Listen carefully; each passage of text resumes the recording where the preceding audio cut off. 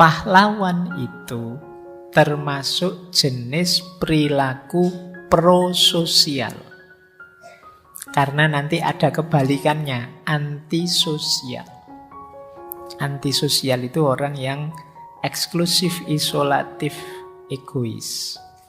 Kalau prososial itu orang yang mau berbaur, bergabung di tengah masyarakat dan berkontribusi.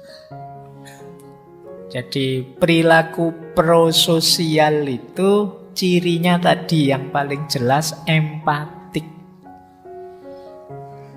Jadi kita bisa memposisikan diri di posisi orang, kita peduli terhadap hak, perasaan, kesejahteraan orang lain. Jadi tidak egois tadi.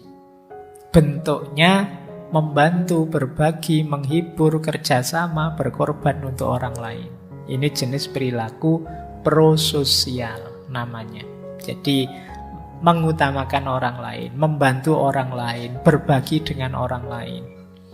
Mau ngambil minuman penuh, tapi kok yang ngaji banyak, ini apa cukup? Sudahlah saya ngambil setengah saja. Ini prososial namanya. Oke, atau saya sudah ngambil banyak, sudah terlanjur, yang lain kok nggak dapat. Ini terus kalau mau minum ditawar-tawarkan ke yang lain, meskipun basa-basi. Nah, tapi itu kan paling tidak peduli ada yang lain gitu loh, tidak cuek saja.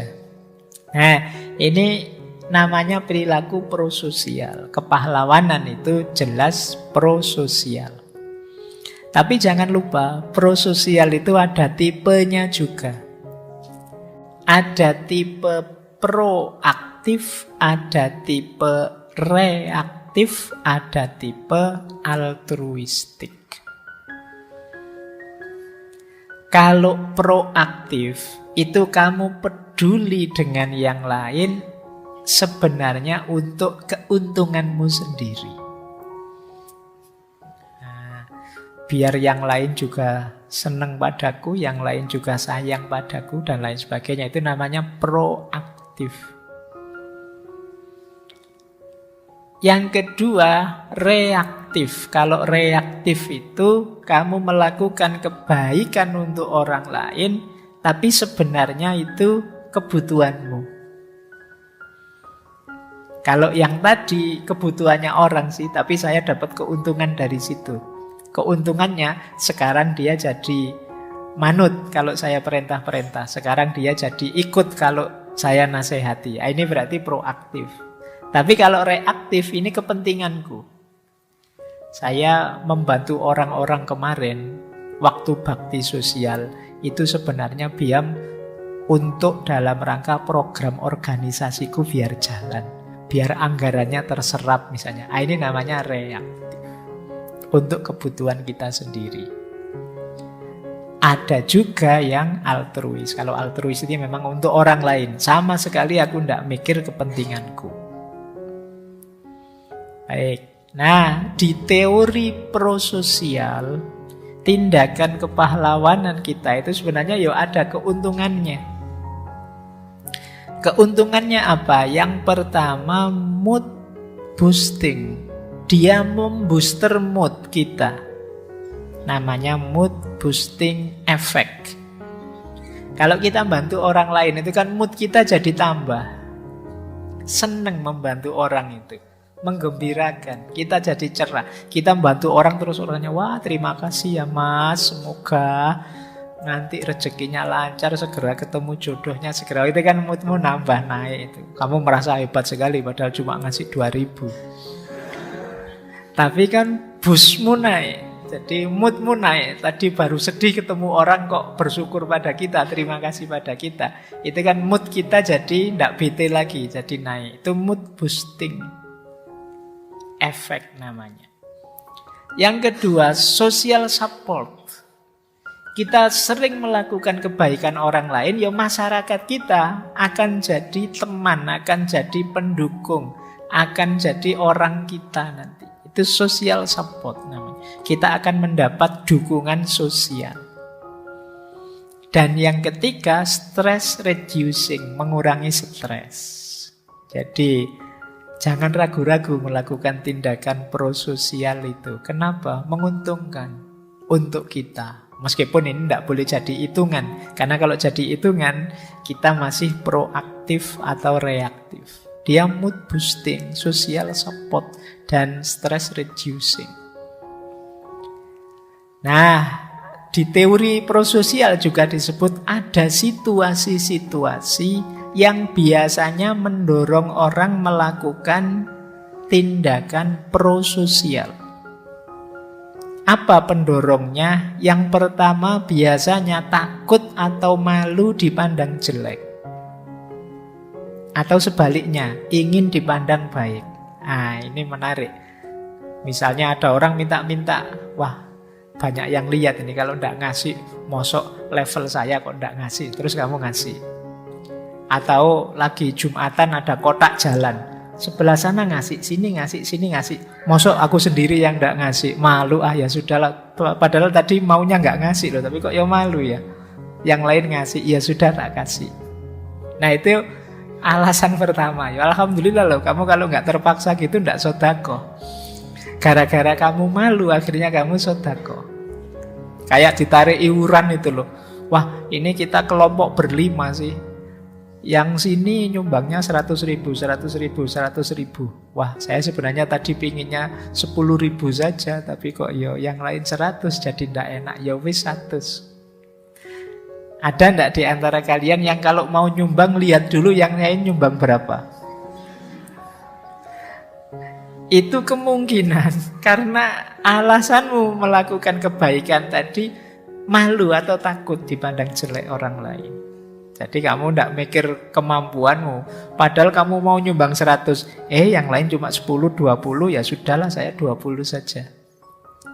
Nah itu motifnya persepsi orang lain.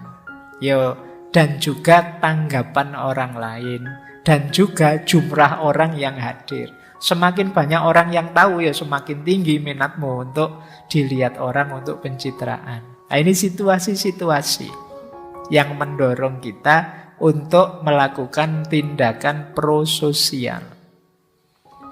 Kalau penghambatnya banyak. Saya sebut salah satu, yaitu ada istilah mungkin bahanmu merenung. Namanya bystander effect. Bystander effect itu, orang itu seringkali jadi kurang peduli ketika ada orang lain.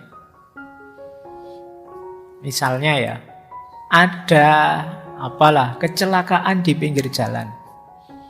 Itu biasanya justru yang nolong sedikit atau malah tidak ada yang nolong. Kenapa? Bystander effect.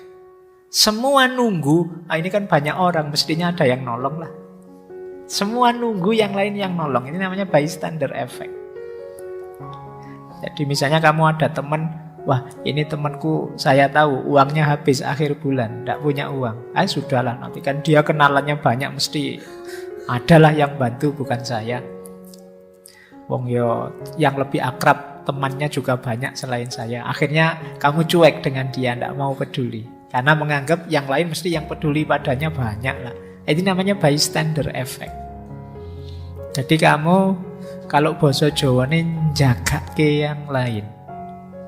Bahasa Indonesia ini njagake itu apa? Mengandalkan yang lain. Itu bystander effect namanya. Ada orang kecelakaan di sebelahmu, biar aja, mesti banyak yang nolong kok, kamu lewat saja. Itu bystander effect. Oke, ini salah satu situasi yang menghalangi kita melakukan kebaikan, kepedulian pada sesama. Kamu nunggu yang lain. Padahal kalau tidak ada yang gerak sama, kalau bahasa agama itu kan kayak fardu kifayah itu loh. Kalau sudah ada yang ke masjid, ya sudah Pak, hukumnya fardu kifayah saja. Terus kamu tidak ke masjid. Semua mikir begitu, akhirnya masjidnya kosong. Wong fardu kifayah saja, kalau sudah ada yang nandangi kan sudah. Akhirnya kosong beneran masjidnya. Itu namanya bystander effect. Kamu menganggap sudah ada yang menyelesaikan yang lain. Baik, jadi heroisme itu berarti prososial, bukan antisosial. Teori kedua, perspektif kedua. Tentu saja heroisme, ini istilah tadi bolak-balik disebut ya. Heroisme itu altruistik. Altruistik itu dari kata-kata alter. Alter itu artinya orang lain. Jadi berarti perilaku altruistik itu perbuatan yang orientasinya kebaikan orang lain. Nah, jadi mudahnya altruisme itu perhatian terhadap kesejahteraan orang lain tanpa peduli diri sendiri. Altruisme tidak sama dengan loyalitas atau kewajiban. Kenapa sih kamu kok membantu orang itu? Wah, undang-undangnya nyuruh saya bantu Ayatnya memaksa saya untuk memberi sedekah misalnya. Cara berpikirmu begitu, ini tidak termasuk altruis. Karena tidak muncul dari keinginanmu sendiri, tapi karena dipaksa oleh kewajiban, oleh loyalitas. Diperintah oleh raja, diperintah oleh pemimpinnya. Lembaga saya mengharuskan saya harus sedekah setiap bulan sekian. Nah, kalau paksaan-paksaan semacam ini pasti bukan altruis. Cirinya altruis itu tadi empatik, social responsibility, tanggung jawab sosial, inisiatif, keinginan sendiri, dan tentu saja rela berkorban. Empatik, social responsibility, inisiatif, dan rela berkorban. Inilah namanya perilaku altruistik. Kalau saya tidak salah ingat, ngaji filsafat fase awal-awal, masih belum ada seri 20-an lah, paling seri belasan, itu ada tema egoisme dan altruisme. Silahkan teman-teman cari. Nah, sekarang kita lihat alasan-alasan yang biasanya dipakai orang untuk melakukan tindakan kepahlawanan atau altruistik tadi. Jadi ada beberapa teori untuk menjelaskan kok ada ya orang melakukan tindakan heroik. Ada teori biologis, namanya teori kin selection. Kin selection itu, kin itu kekerabatan. Manusia itu punya kecenderungan berkorban, kemudian berjuang, kemudian perhatian pada kerabatnya, saudara-saudaranya. Ini namanya kin selection. Jadi kayak ibu tadi, kok bisa ya berkorban segitunya? Iya, karena pada anaknya sendiri. Kayak kita berkorban pada saudara kita sendiri. Jadi memang manusia itu fitrahnya begitu. Makanya kita kan selalu diminta, yuk kita luaskan persaudaraan kita. Jangan hanya saudara kandung, tapi juga saudara sesama daerah dong, saudara sesama bangsa dong, saudara sesama agama dong, saudara sesama manusia dong. Tidak masalah. Kalau bahkan sampai level manusia kita anggap saudara, mungkin saja kita lebih ringan melakukan tindakan heroik atau altruis. Kenapa? Karena manusia itu secara alami punya dorongan kin selection tadi. Kalau saudaraku tak bantu, tapi kalau bukan siapa-siapa enggak lah. Nah, tapi kalau saudaranya banyak, luas, itu kan berarti bisa bantu siapa saja dengan ringan. Oke, itu teori pertama. Teori kedua dari bidang neurologi.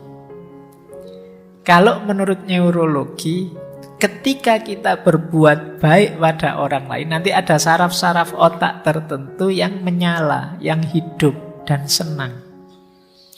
Makanya tadi membantu orang lain itu menyenangkan. Kadang-kadang lebih menyenangkan daripada kita sendiri mencapai hal tertentu. Ibu itu gembiranya luar biasa, misalnya kalau anaknya lulus. Lebih gembira daripada anaknya sendiri. Karena anaknya begitu lulus wisuda stres. Setelah lulus mau apa ini? Tapi ibunya gembiranya beneran. Justru yang lulus gembiranya cuma setengah-setengah. Nah, ini neurologis. Jadi karena ibu tahu dia sudah memberikan banyak, membiayai anaknya, berjuang untuk anaknya, dan gembira ketika anaknya sukses. Berbagi itu menyenangkan. Kalau ada orang kita beri apa, kemudian wah terima kasih ya, pemberianmu itu membuat hidupku ringan sekarang aku. Itu kan kita gembira sekali membantu orang dan orangnya benar senang dengan yang kita berikan. Karena memang ada sinyal-sinyal di otak kita yang itu hidup gembira, senang dengan melakukan kebaikan pada orang lain. Jadi boleh dicoba kalau kalian sedang suntuk, stres, cari orang untuk dibantu, sedekah. Itu akan menggembirakanmu, apalagi orangnya memang benar butuh. Akan membuatmu gembira. Meskipun tidak harus dikontenkan ya, seperti saya bilang tadi. Nah, sekarang kan apa-apa dikontenkan ya, rasanya tinggal separuh nanti. Karena begitu kamu kontenkan, ternyata kontenmu tidak ada yang nge-like kan, terus kamu berubah, tidak jadi seneng, kamu misuh-misuh. Sudah dikontenkan, orang-orang itu tidak peka ya, salahmu sendiri itu. Targetnya ngonten. Ini argumen neurologis. Ada argumen sosial. Argumen sosial apa orang bantu orang lain itu? Hukum timbal balik. Jadi kita itu manusia terbatas. Kita selalu memerlukan bantuannya orang lain dalam banyak hal. Maka logikanya saya harus banyak bantu orang lain, karena siapa tahu kapan-kapan saya yang perlu dibantu. Nah, ini namanya logika sosial, logika timbal balik. Hidup bersama orang ya begitu. Saya butuh kamu, kamu butuh saya. Maka kita harus saling longgar, saling menguatkan untuk saling membantu. Saya berkorban untukmu pada saatnya, mungkin pas aku perlu engkau berkorban untukku. Atau kamu dulu sudah berkorban untukku, ya logikanya sederhananya saya harus berkorban untukmu kalau pas engkau membutuhkan. Nah, ini argumen sosial dari perilaku heroisme. Ada lagi argumen kognitifnya. Kalau kognitifnya yang jelas empati tadi ya. Semakin kita berempati pada orang, semakin kita ingin membantu dia. Yang kedua, jangan lupa membantu orang, berkorban untuk orang, itu meringankan perasaan kita sendiri. Misalnya, ada teman minta sangat butuh. Itu kan begitu kita bantu dia, ringan sudah beban kita. Ya sudah, saya sudah bantu meskipun semampu saya. Itu kan ringan. Tapi kalau kita pelit, tidak mau bantu, itu biasanya terus malah jadi beban. Aku ini kok tega ya, tapi ya gimana lagi. Tapi ya kok aku ya tega. Ini kan tidak enak. Kamu ganjel terus. Jadi perasaanmu terus jadi bolak-balik terus. Kamu punya duit, temanmu hutang misalnya. Wah, ini akhir bulan ya, saya mbok yo dipinjemi, duitku habis. Yo aku sendiri juga butuh. Emangnya yang akhir bulan kamu? Kamu akhir bulan, aku kan juga akhir bulan. Misalnya. Nah, terus ndak kamu kasih padahal kamu ada. Itu kan kamu terus kepikiran kan? Apa tadi harusnya tak kasih saja ya, tapi kalau tak kasih lah aku ya butuh. Itu kan ringan. Jadi memberi itu meringankan kamu justru. Membebaskanmu dari perasaan negatif. Jadi ada beberapa argumen kalau kita berpikir mendalam, kenapa sih kita harus melakukan tindakan heroik, tindakan altruis yang berkorban untuk orang lain. Secara biologis kita itu memang cenderung membantu, cenderung senang untuk menyelamatkan saudara-saudara sendiri demi masa depan. Secara neurologis kita gembira kalau membantu orang lain.